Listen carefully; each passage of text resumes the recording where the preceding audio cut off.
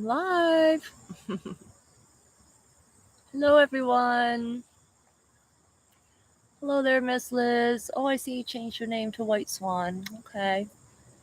Let me know if you guys can hear me, and I'll go ahead and get started.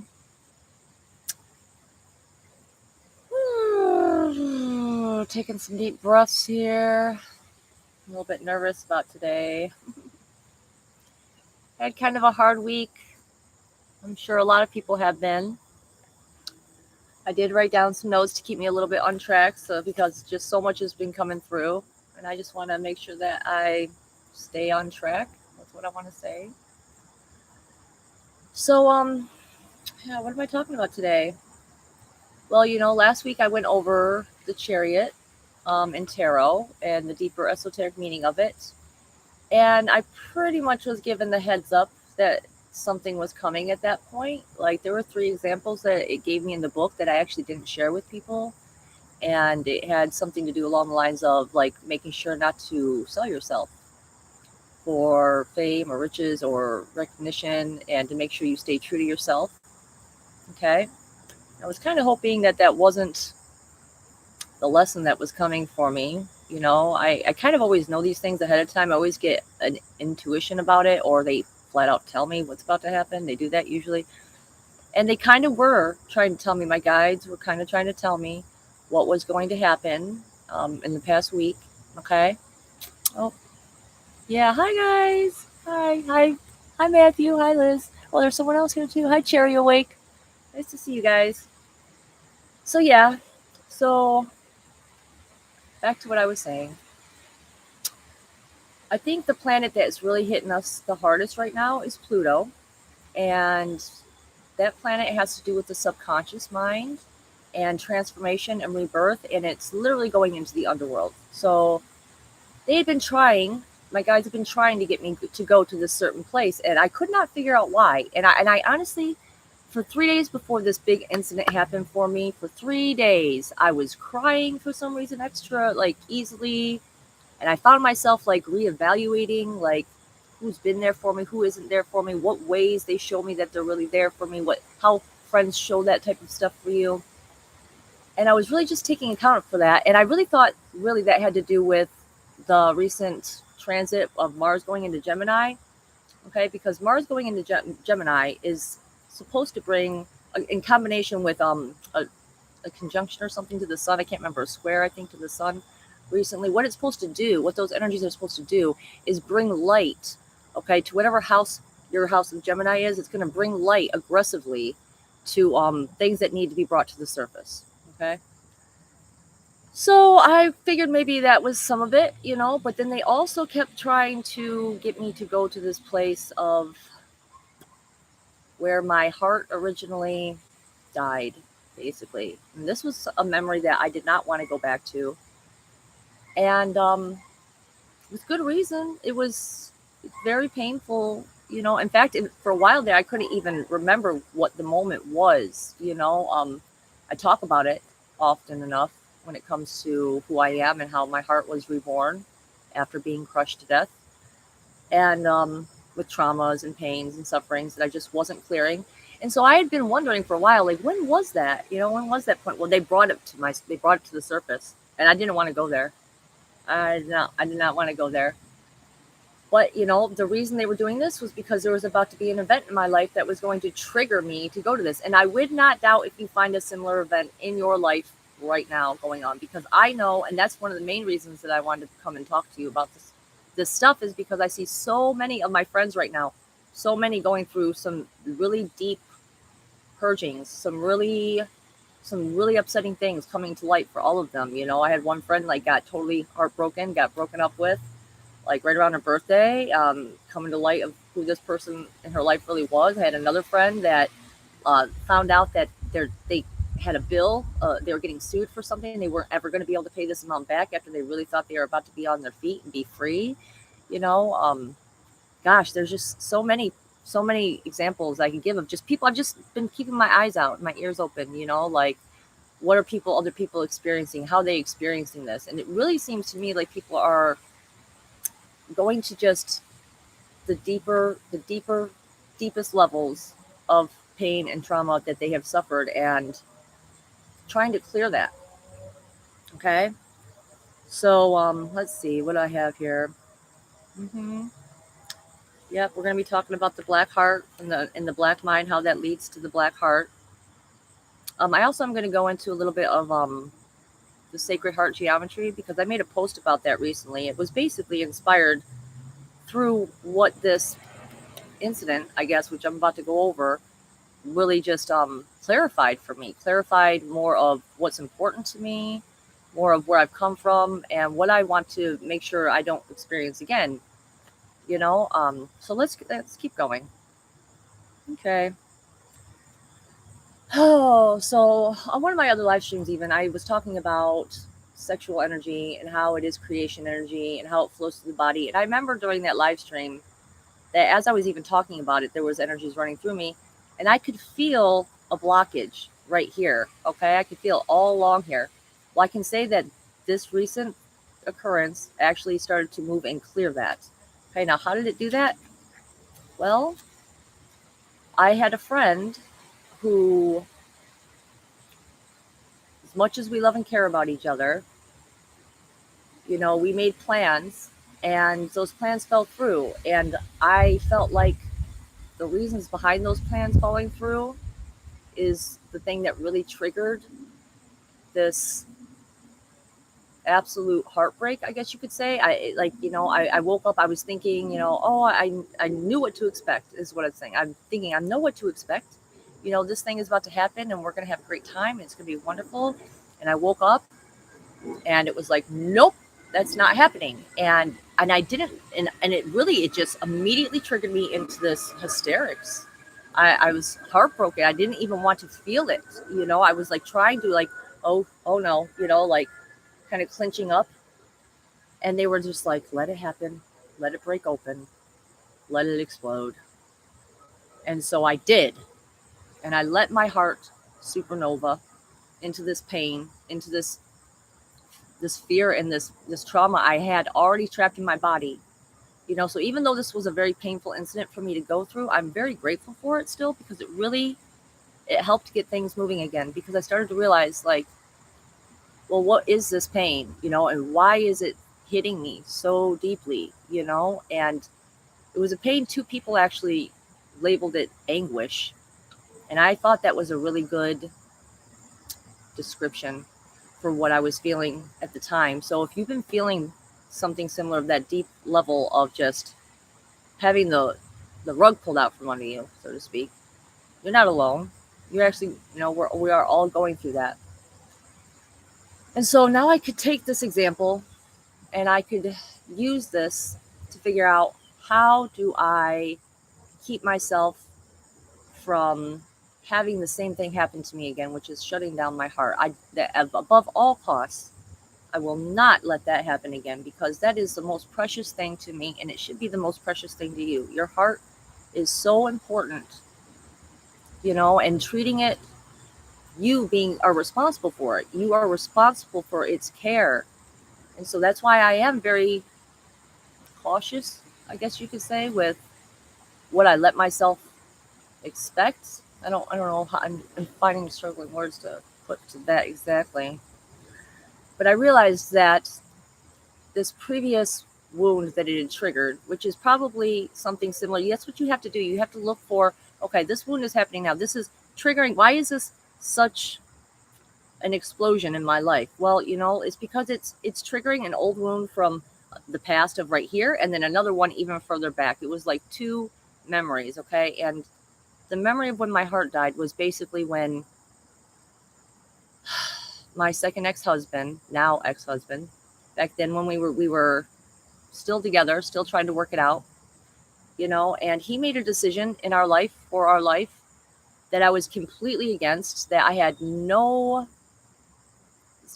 idea it was coming. Had thought, no way this person could ever do that type of thing to me. No way. And they approached me and said, nope, this is what's happening. This is the decision I'm making. And I begged them. In the same way that I begged the friend of mine the other day. I begged them. I said, please don't do this to me. I don't think I will ever recover. I don't know how I will ever let this go. And back then I didn't recover. I did die then because I had children, and this is what the mistake I made, okay? Because I had children and I didn't want them to see me suffering. I thought somehow if I didn't let them see it, that was somehow going to prevent them from feeling it, or having to experience watching them, like, because they're a child's happiness depends on the happiness of their gods, which is the parents. Okay, so what I did was I just couldn't let myself feel it. And what I see this as in my mind, okay, is I see the heart, and it's like a star, kind of like a sun, and when it's expressing and it's expanding and it's contracting and it's expanding and it's contracting. And when you have good feelings, it's pushing out light. It's just throwing out light, and that's a great thing. People can feel that and they like to be around that type of energy, and when this heartbreak came, when this trigger of pain needed to come out to purge, it was like a dark light. It was like a dead light, because that was the traumas that were still trapped in the body, because traumas literally cause things to be stuck and trapped in the body which won't allow God's love to flow through you in the way that it was meant to, so that you could live at your top state, your peak condition, of joy and happiness, which is your birthright, to experience those things, to experience connection and divine union at all times, So I felt this trauma come up, and it wanted to contract. And that black dead light, it wanted to contract and go down. And if I just let it do that like I did before, if I just held it in, that's exactly what was going to create that black heart again. That's exactly what starts to create that dead light around the heart again. And so I was just like, no, I refuse. I refuse. And so I went for a drive, and I let myself just scream as loud as I could. I let myself cry. I came back home. I didn't hide it from my children. I told my children, no, I'm upset and I'm devastated right now, and I just need some time. I'm going to be okay. I'm going to find a way through it, because that's the other thing. If we're supposed to model for them, okay, if we're supposed to model for our children how to handle life situations, then eventually, inevitably, we're going to get hurt, because humans are not perfect and they're going to make mistakes. Okay. And I just hope that I can get to the place where I realize that, again, I've said this before, mistakes don't deserve punishment, they deserve correction. So what I needed to start working on doing is, how do I correct this, the perception of it inside my mind, so that I don't feel so abandoned, hurt, betrayed, like I don't matter, because that's really the core wound. What it came back to, it went from that one memory of my heart dying, and then it went back even further, okay, to the original childhood wound of mine that I let break my heart open the first time 5 years ago now, when they came to me and to help me to open this back up. And it was the same pain. It's the same pain, that feeling like I don't matter. Like, this person means so much to me, and my opinion and my feelings, it did not matter to them. They did what they wanted to do anyway. And having to come to accept that is a possibility in life, sometimes it can be hard, and it just makes me think, the first thing my thought goes to is just making sure to meet people where they are at. Now, if I look back on this truly, honestly, with complete open eyes with you guys here, it's not that there weren't signs that this could be a possibility. Just like even with my second ex-husband, it's not like there weren't things I was purposely choosing to ignore because I wanted something. I wanted this person to be there for me. I wanted this person to make me feel like I was important or special or cared about. When really the person that's supposed to do that for you is you. That's the person who's supposed to take care of yourself. Like, when you become an adult, that is your responsibility. What you choose to do, and not being completely clear and totally honest with yourself makes it impossible for you to do that with other people. So that's another thing that just comes with age, I guess, and experiences, is being courageous enough to own what your truth is and to really speak it. Because, even in between then and now and preparing for this live stream, there's been so many things that I've had to just really get real with myself about and just really overturn all the stuff. And they're bringing up the dragonfly now. They're telling me, okay, so another thing, that was right. Another thing one of my other friends was going through is their grandmother passed away, and they brought up the dragonfly to me and they were asking me, what does this symbolize? And I stopped to think about it for a minute, because the dragonfly is actually an insect that is symbolically important for me, very much so. The first time I was ever able to charm an insect, so to speak, was with a dragonfly. And so I really took to the symbolism of the dragonfly to figure out, well, what is that? What does this creature really represent? And what I found that it represents is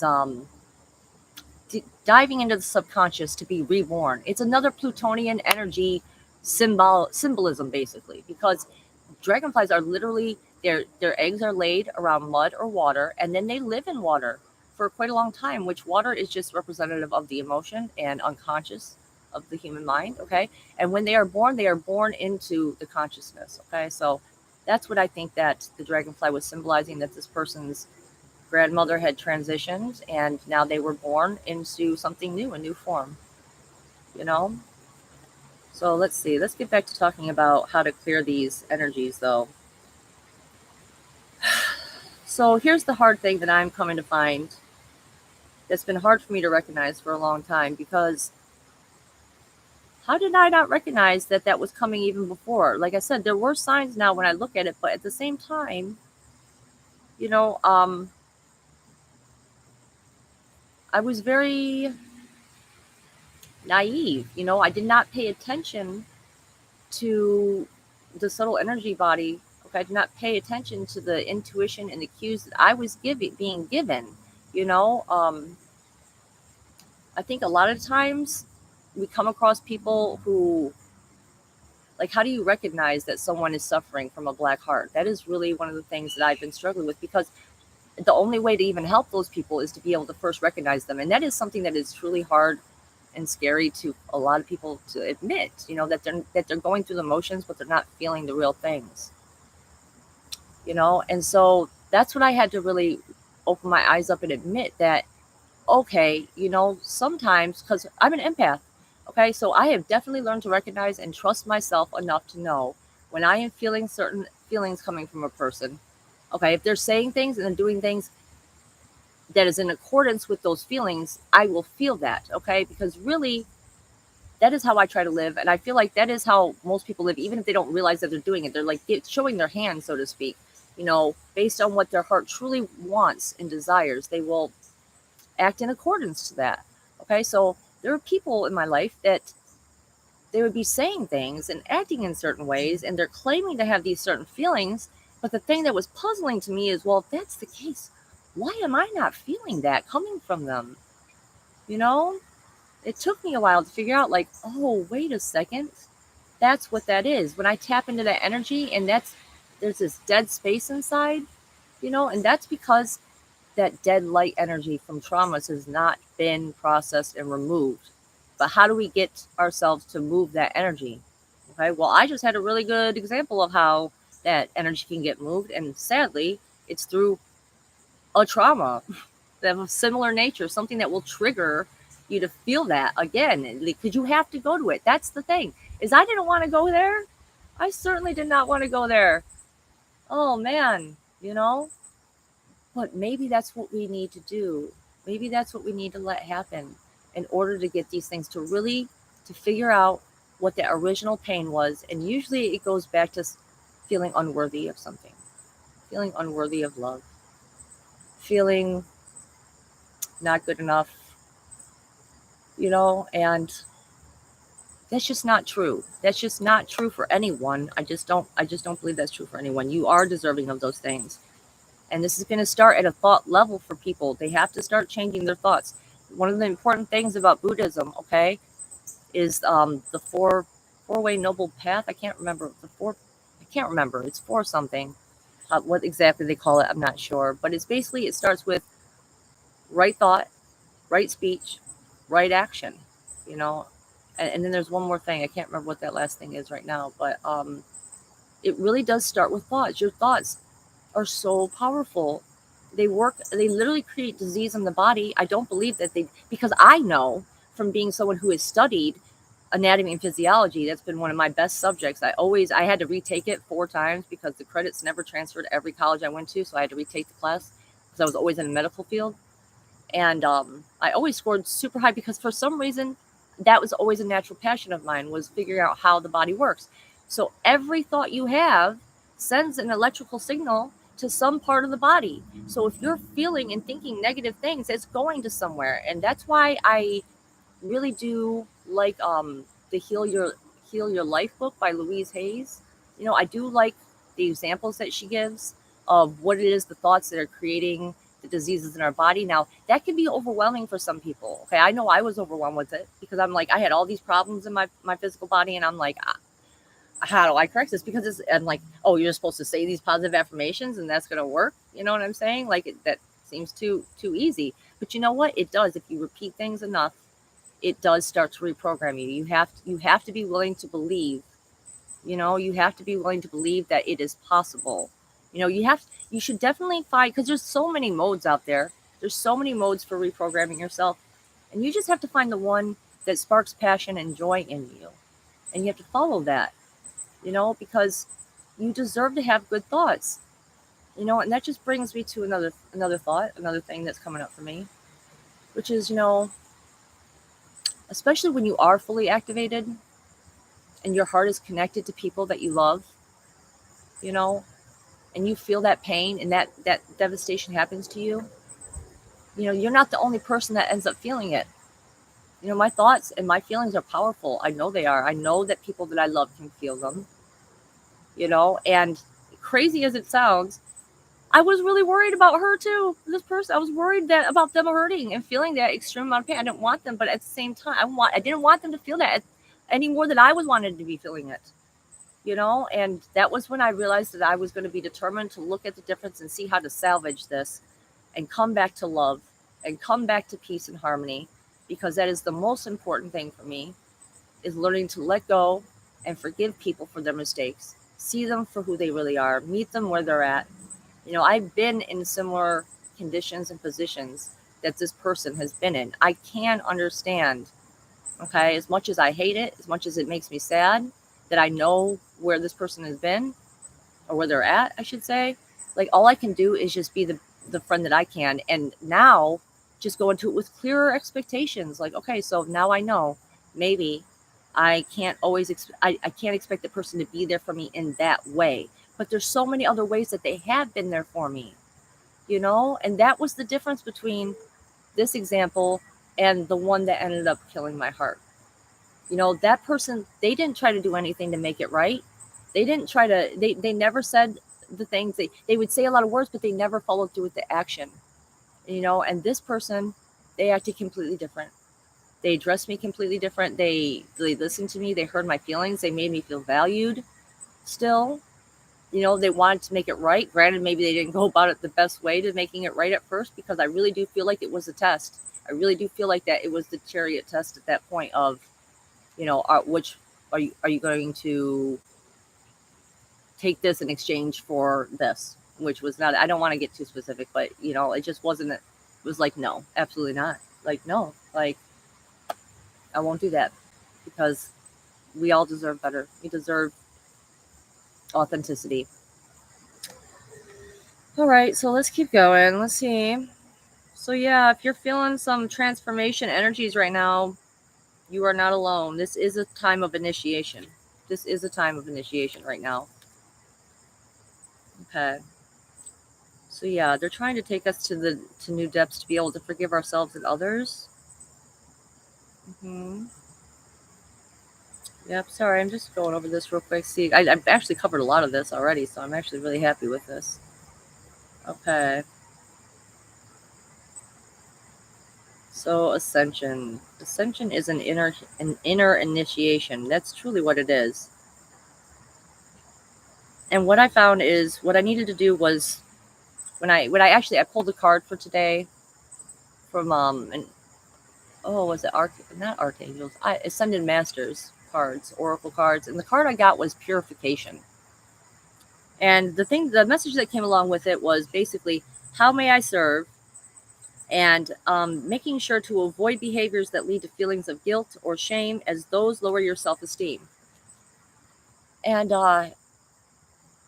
so yeah, that's really the thing that I think is another lesson that I can draw from this experience, is to just make sure that I always be clear about the things that I'm doing, and to avoid hiding my truth at all. That's one of the reasons I try to be as open and honest with people about my feelings as I can, because I don't want to ever feel like I'm hiding something.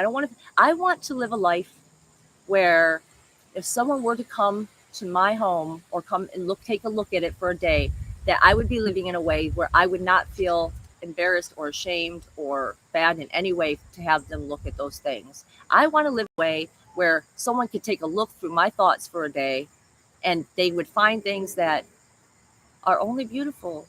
That's really what I want. I want to live a life like that, because that's what makes me feel good.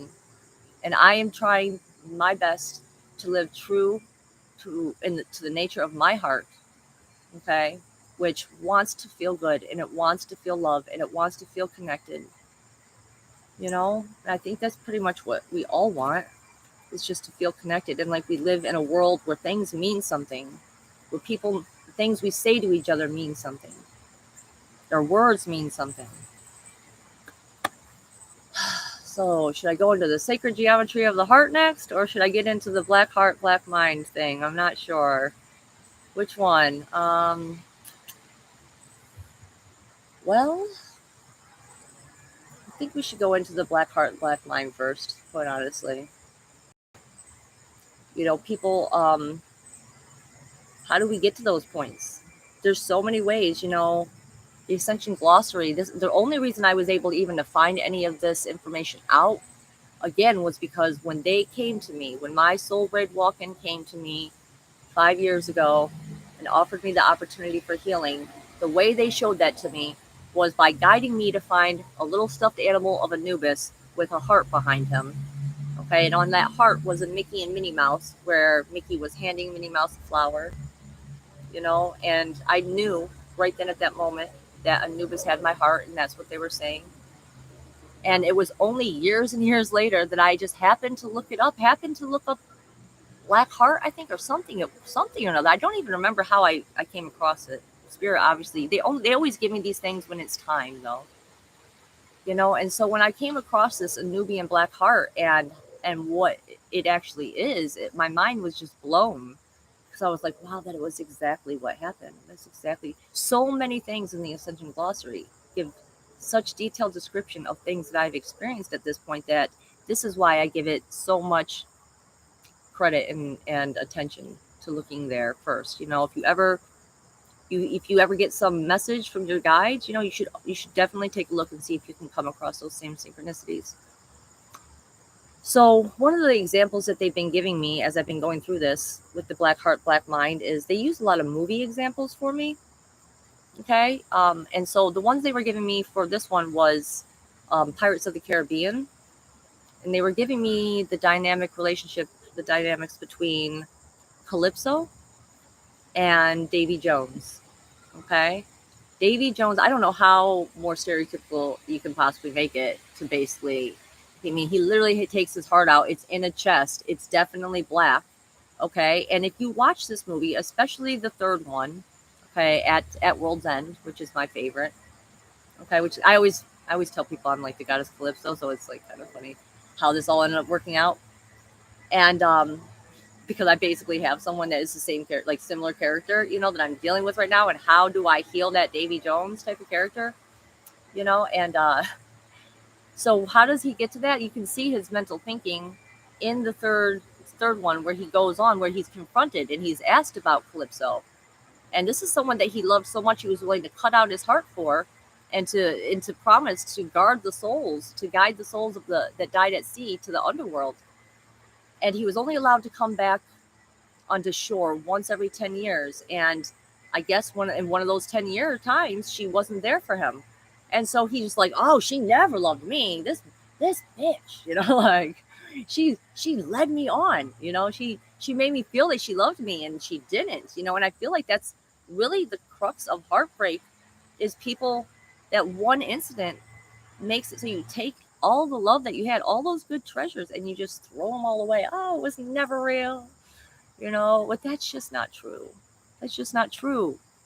Okay, there are moments of real love that people share that should be valued and they should be remembered, and those should be the things that we focus on. Okay, so if you go and you look at this movie, okay, or just even the clips, all right, you'll see that it was his mind that made him think that she didn't love him, because when he went to visit her, okay, when she was they were getting ready to release her from her human form, which was the thing that she was just so upset about, was that this group of men, this called the Brethren Court, got together and they cursed her and imprisoned her and into this single human form.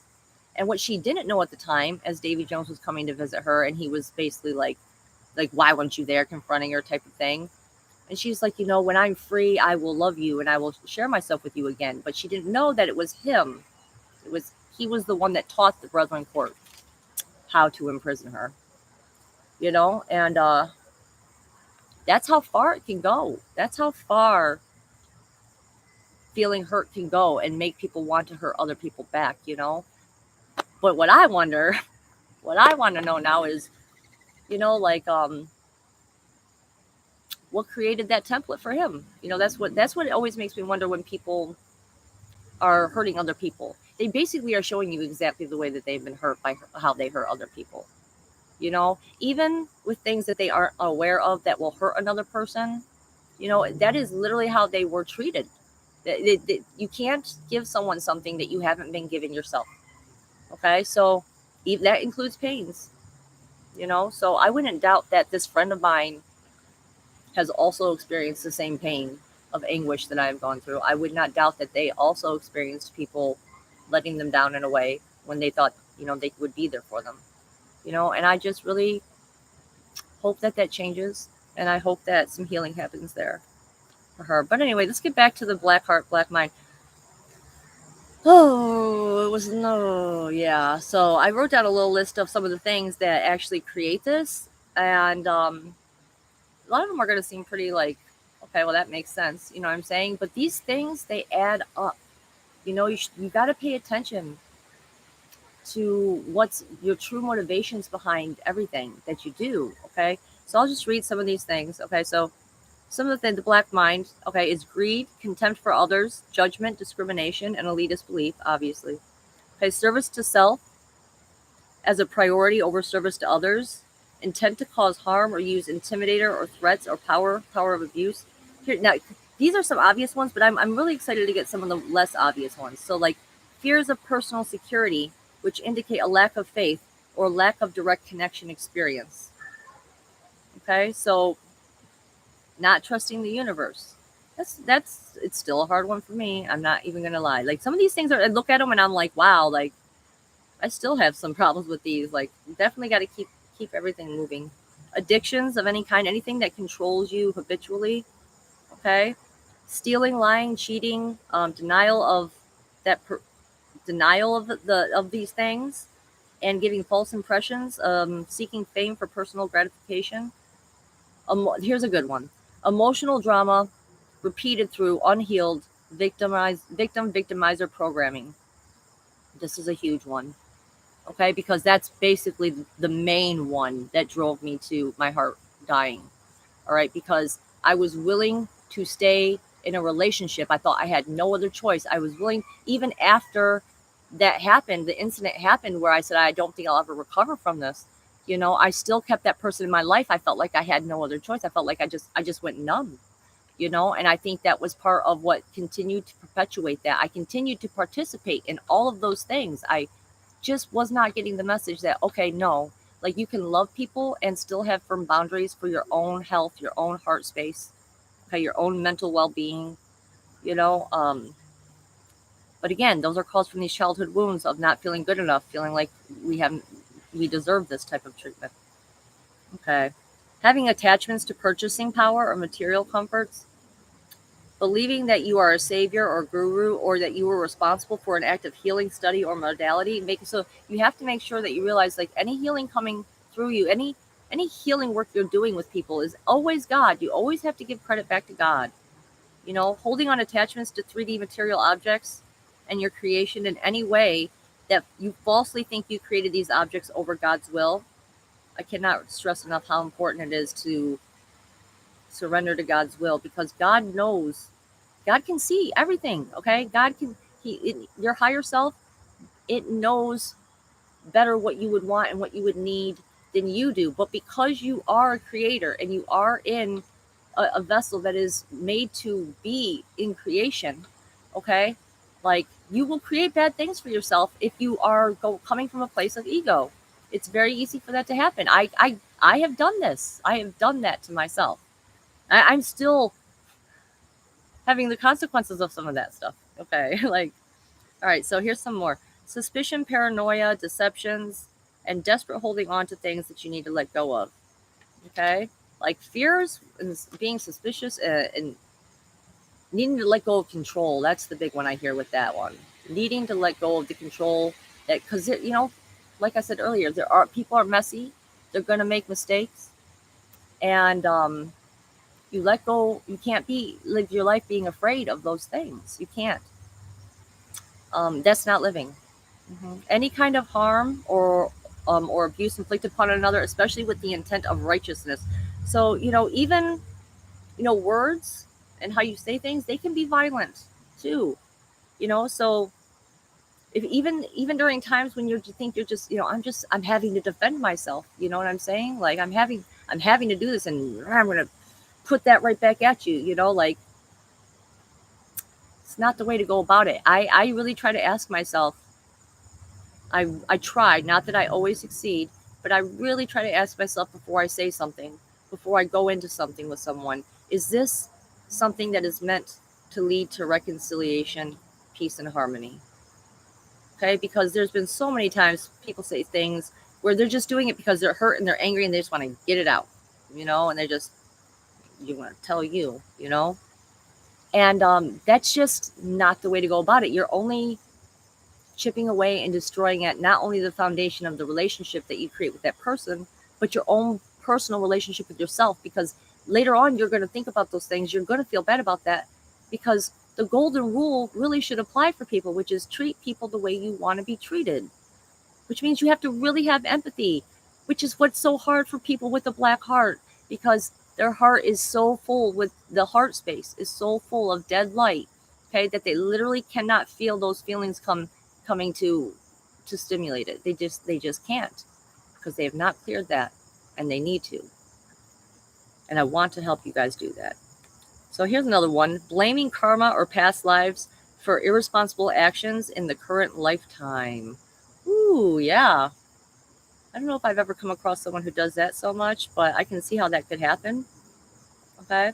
Holding terror or fear for yourself, your loved ones, or family members, i.e., children not trusting the law.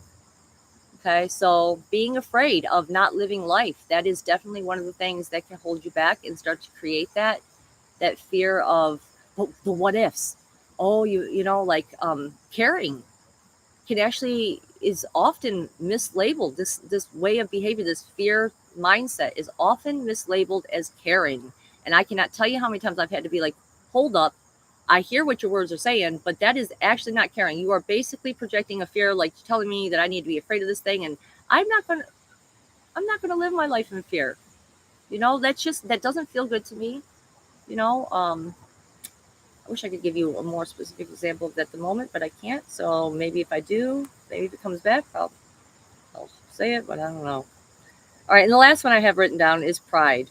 Okay, I did all of this, and I need to be compensated for that. For that, and giving credit for all I have done, and I'm above all that type of mentality. Okay, so for this one, I would say that the thing that you need to monitor is your intent of giving. The reason why you are doing this thing, the reason why you are going to say that or take this action. What is the real reason behind it? Are you truly expecting something back in return for it? And you know how you can tell if that's the case? Because you'll get upset if that thing doesn't come in return, right? So you have to just be mindful of these things. I just want to keep that going. So I'm going to take a little drink here for a second. 1 second. I guess I should look at the comments here. I do want to get into a little bit of the sacred geometry of the heart again real quick. But yeah. Okay. Oh, you was a squirrel back there? Oh yeah, they love me. They stalk me now. They're so cute. But that's what happens when you start to tap into that piece of God, so to speak, because I'll tell you, the thing that got that dragonfly to come to my hand, and I can do it with other ones now. I can do it with a lot of butterflies. And I absolutely love it. It's so much fun to do that. And I'll tell you the energy that I brought through in order to get these creatures to trust me. And it's just, I get very still and peaceful inside myself. And then I try to bring up love. And I say in my mind to these creatures, I say, don't be afraid of me. I am just God in human form. And I think that you are so beautiful. And I would just like to get a closer look at you if you'd let me get a closer look. Don't be afraid of me. And then I just put my hand out and get kind of close. And they'll go right to it. They'll go right to it every time. And I absolutely love it. Definitely try it out sometime if you can. I think that also has something to do with the strength card in tarot. That's part of what the strength card symbolizes. Okay. Okay. Let's see. Yeah, there's lots of what kind of birds chirping in the background. It could be canaries. I've been having a lot of canaries around here. The most beautiful voice is the canary. I was hearing their song for a while, and I wasn't sure if it was them. And then it wasn't one; it was three. Because and that's now they're reminding me to this. So threes, things usually come in threes. For me, pay attention to situations in your life that have similar feelings. Because it seems to me like I'd be getting examples of like light, medium, dark. Okay, like how are you going to tell the difference between these things? They never give me just one thing at a time. I'm always getting like slammed with like here's 6 things. Just take it. You're gonna do fine. And I usually do, I guess. But I mean, I'm still here, right?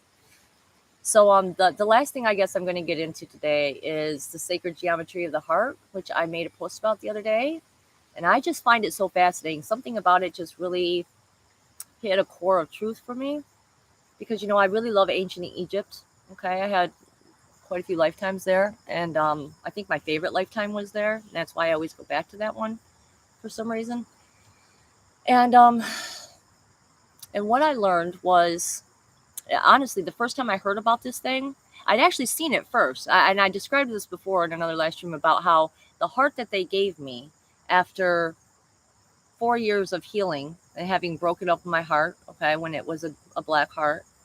All right, they actually on December 21st, 2020 portal, I did a meditation with a group called the Blue Flame Collective, and the person who runs it's in the chat, Multidimensional School of Intuition. So highly recommend you join that group because I love that group. It's my favorite group. You should come hang out in there, have a good time. So we did this meditation, and they gave me a new heart. And this heart was it was very oddly shaped. And I just remember that. I described that it had like twigs coming out of it, it looked like. But actually, these were the straws and the points that were used to build the actual sacred geometry shape, which is the 7-sided irregular figure, or also known as the Chestahedron. Okay, based on the guy who discovered it, named Frank Chester. Okay. Now, what he decided to do was he wanted to create figure out what would fit properly. He was trying to figure out why the heart sits at a certain angle in the chest. I know that was one of the things. There were many synchronicities that led up to him discovering this.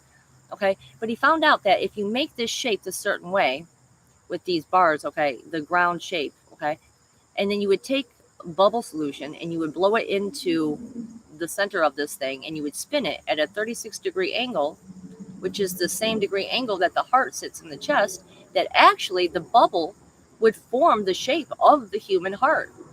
And so this led him to believe and to set out to prove that the heart actually isn't even really a pump, which I find very interesting considering I'm such a medical student here, a human body studier. And he said it's not a pump at all. It's more of a streaming device.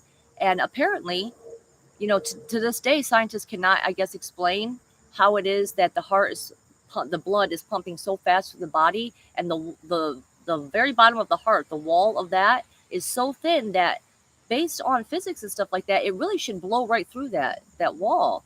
So what he suggests is actually this is actually a break. This is actually a streaming device. And so when the heart is actually doing this, it's breaking because it's a balancing organ. Okay, which goes back to the whole expansion, contraction in the heart supernova kind of concept. Okay, and so that's what I felt was happening, was this this Chestahedron inside me, the sacred geometry of the heart. When it's clear and it's spinning properly, you will feel your heart. It'll feel warm. It'll feel good inside. You know what I'm saying? Like even though I had the fear still trapped right here, I still got a lot of energy sensations, okay, in my actual heart. So what I think it actually was doing when that trauma got released was it was spinning up, and that's why it feels like there's more of a freeness right here specifically. Okay, like it's still it's still coming up. I'm still feeling it, is what I'm saying. Like I'm still feeling the pain. I'm still going through it. It's still coming up and out, but I'm feeling it come out up and out. And sometimes, even though medicine may taste bad, it still feels good. Even though this pain, it was painful, okay, but it felt good because it felt like finally a release from all of that stuff I'd been holding on to. And I think that to get back to the whole sacred geometry of the heart, he tried to prove that actually it was this shape. Okay, it was the actual earth itself. It's just has a giant sacred geometry of the heart that could fit right inside of it. And wouldn't you know that if it were to spin at just the right lengths, it's just the right lines of the actual Chestahedron, that is where the aurora lights take place, even though they flow a little bit differently at the South Pole than they do at the North. But taking into account this shape of this Chestahedron, it actually made sense as to why the aurora lights flow a little bit differently at the South Pole, because the creation energy of God is coming up in through the South Pole, and it is and then the bell comes outward, okay, and then the North Pole and all of that aurora lights comes on. So I think that truly that might be the shape of the earth. I mean, I know there's like a whole debate on it, right? Like, is it round? Is it flat? Like, well, maybe it's something weird in between, because I think that if you look around, sacred geometry kind of rules the universe here as far as shapes go. And it's quite possible. Maybe the earth looks like a giant human heart. Maybe it's shaped like a giant heart. It's possible. You never know. But let's see.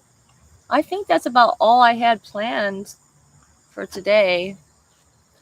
Oh, I guess I was going to get into forgiveness a little bit, but let's see.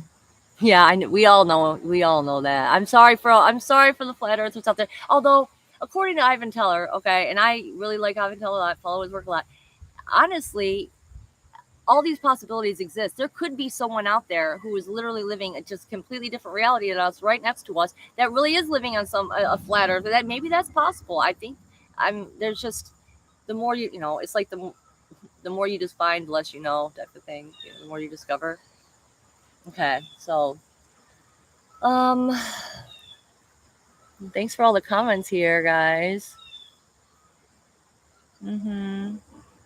Oh, yep, I see you dropping that link. Thank you, Miss Liz, always. Yeah. I guess there is one more thing I want to get into. I guess two more things. So I think I do want to give the example of how I found forgiveness real quick before I go. Oh, yeah, just because I just want to give people an example from all of this, this how to clear the heart space and everything, of how exactly it was that I found a way to let go and find forgiveness. And it actually involves a story of finding someone from a past life in this lifetime and having to clear out the karma from that. Okay. Because for many years, I was really, I did not know. The main driving force for me wanting to find forgiveness, honestly, was from my mother and the pains that I'd gone through with her. And I just did not know how to get close to her again. And I wanted to be. I wanted, you only have one mother on this planet. And I wanted to be able to let go of this, what I was blaming her for, kind of like, you didn't keep me safe kind of thing, and I just needed to find a way to let go of that. Like, but how? I just kept asking God, how do I do that? And, he gave me this opportunity to see how. And this is obviously is going to involve another story about a man, because my name, another name meaning for Cassandra, is helper of men. And I get along more with men. I have more male friends. I don't know, I just have a lot of masculine energy, I guess, or something. How it is for me. So at the time, I was talking to this person who was very close to me, and we had a really strong connection, and we shared a lot. We became very close over a couple months' time. And, right away, this person told me that they remembered me from a past life. And I was like, okay, like, well, what do you remember? And they told me this lifetime, and I could see it. I could feel that was a possibility. But, then I decided to go do my own digging. Like, okay, well, if we've known each other in multiple past lives, well, then I'm going to go and find some of them, and the ones that I found, the one specifically that I found was not the most fun, was not the best. And I had to share it with them because it came full circle, and so this past lifetime, they showed me a vision of it. All right. Where I was basically living on like an islands type of area. I don't know if it was like it was like a Hawaiian Islands type of feel to it. Okay. And I was upset. I was angry because there was this man, and I loved him, and he had promised to be with me, is what the impression I got was, that he was between me and another person, and they chose this other person. All right. And I found out about it, and I went at nighttime. I covered myself in mud to like camouflage myself, and I hid behind this tree, and I waited for him to come along, and then I jumped on him. I had this like knife, this little shank or whatever, and I jumped on him, put my arms around him, and I tried to stab him. I was so upset. I was like, you're done for, but he was such a big guy, because, this is like, think of the body type of a Hawaiian Islander type thing, like Maui, type of thing. And it didn't even touch him. It didn't even hurt him. And he threw me off of him, and he's like, you're crazy. And I was like, I'm gonna fuck you up, like, I'm never talking to you again. Like, you have hurt me so bad. I can't believe you chose this other person over me. Like, oh. And I didn't. And we lived in the same island community, and I just refused to ever interact with him or talk to him ever again. I was so heartbroken over it.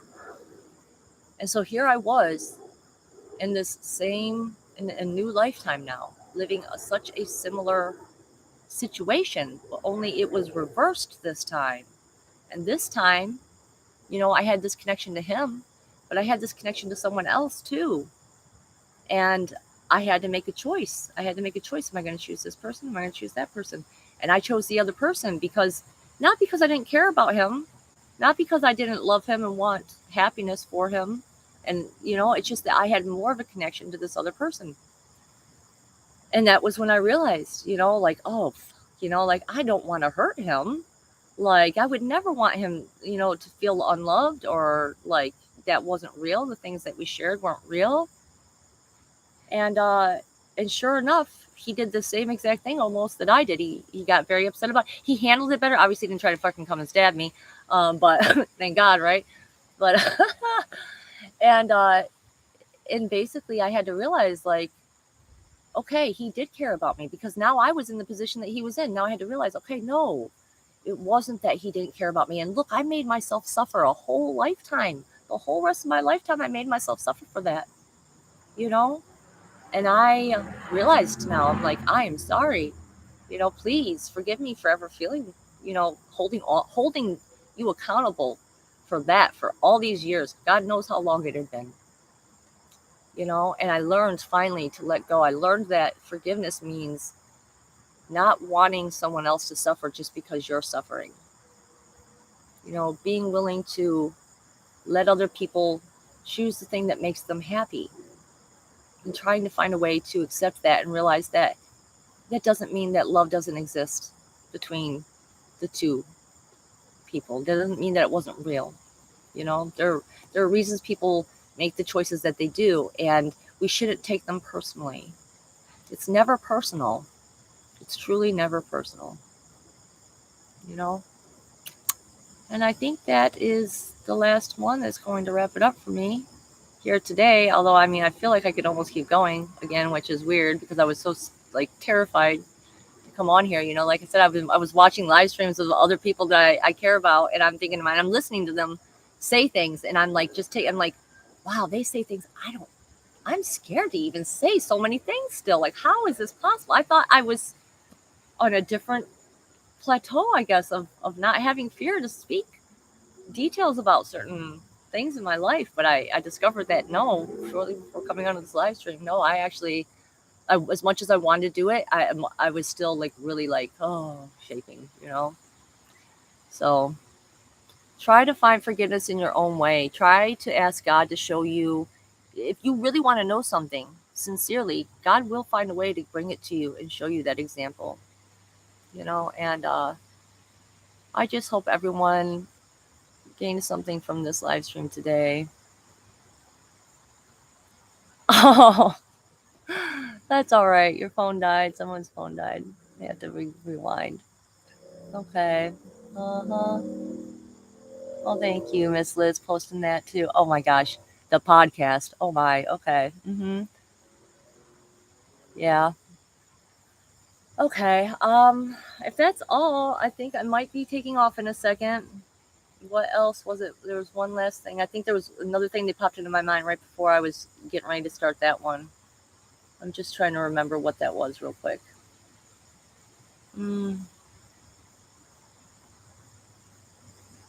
I don't know. Anyone else have any questions? I guess I could take questions if anyone has any questions before I gotta get out of here. I actually still have to go grocery shopping today. I'm dreading it. Grocery shopping is the reoccurring nightmare of my life. I've been saying that to all my friends. Seriously, I don't know how people do it. I don't know how people do it. Making dinners. Like, that was the one thing I had going for me with my ex that I used to live with, is that he made dinners.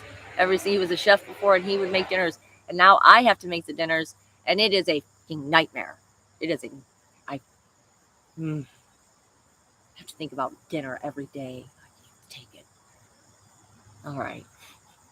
All right, you guys. Well, I don't see any questions coming up, so I really hope you all enjoyed this live stream. Okay. And we are reaching the end. I hope everyone just has a blessed day, and God help you all going through these Plutonian transformations right now. All right, let Mars and Gemini bring everything up to the surface, up to the light. It needs to be seen. It needs to be processed. Okay. I'm here if you need me. You can reach out to me at Aurora Diamond Heart on Gmail, or you can find me at Aurora Diamond Heart on Facebook. I'm on Instagram. Okay, you can find me there at Villanelle2, which is my handle. So please take care, and I will see you guys next week, because this is what I'm doing now. This is my Wednesdays now. All right, so I'll see you guys next week. Bye. I love you guys. Love you.